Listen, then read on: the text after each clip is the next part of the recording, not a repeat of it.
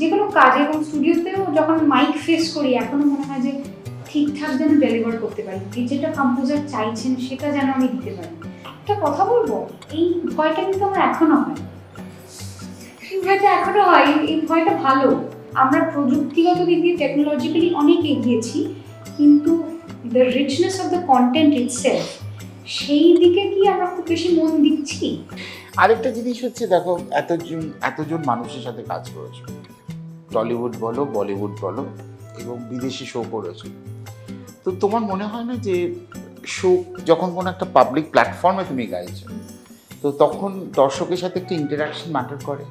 শিল্পীর সাথে শিল্পীকে তারা কতটা বুঝছে, এই ফিল্ডে যখন প্রথম স্টেজ করলে যখন, তখন সেই ভয়টা ছিল যে লোকে যদি কিছু বলে বা এরকম লোকের ভালো লাগবে কিনা খারাপ লাগবে কিনা, তখন তো অনেক ছোট যখন স্টেজ করেছো প্রথম?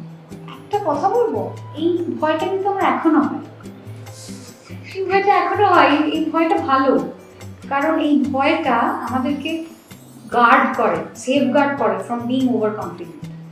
কারণ একটু having that butterflies in the stomach feeling before you get on the stage or before you embark upon on a special project, যে কোনো কাজে এবং স্টুডিওতেও যখন মাইক ফেস করি এখনো মনে হয় যে ঠিকঠাক যেন ডেলিভার করতে পারি, যেটা কম্পোজার চাইছেন সেটা যেন আমি দিতে পারি, যতগুলো রিটেক উনি চাইছেন ততগুলো যেন সেম এনার্জি দিয়ে আমি দিতে পারি।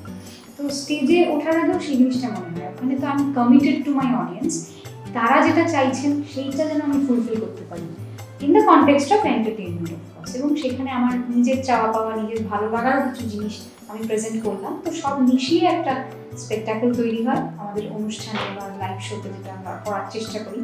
এবং এখনকার দিনে লাইভ শোতে তো শুধুমাত্র যে গান গাওয়া সেটা তো নয়, স্টেজ ক্রাফটের মধ্যে আরও অনেক কিছু থাকে আমাদের, অনেক it's a full fledged production, light sound সব কিছু মিলিয়ে একটা অভিজ্ঞতা তৈরি হয়।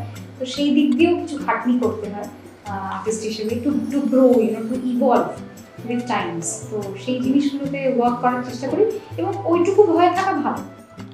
একটা জিনিস হচ্ছে, তুমি বললে যখন তোমার কম্পিটিশন ফেজ চলছিল, একদিকে শ্রেয়া ঘোষাল, একদিকে সুনিধি চৌহান, ঠিক আছে, তাদের গান মোটামুটি মানে শুনতে এগিয়েছো।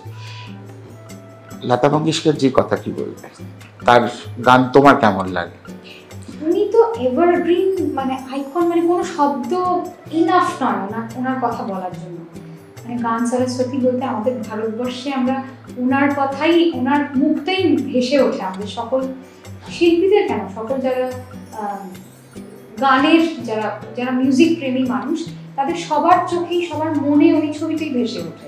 সরস্বতী, মানুষ রূপে সরস্বতী যদি কাউকে আমরা, এটা ঠিক, আমরা সরস্বতীকে হারিয়েছি, সেটা একটা আমাদের দুঃখের ব্যাপার। মানে ওনাদের এন্টার ফ্যামিলি আর কি বলা যায়। আশাজি যেরকম, আশাজির তো এত ম্যাক্সিমাম হিটস রয়েছে।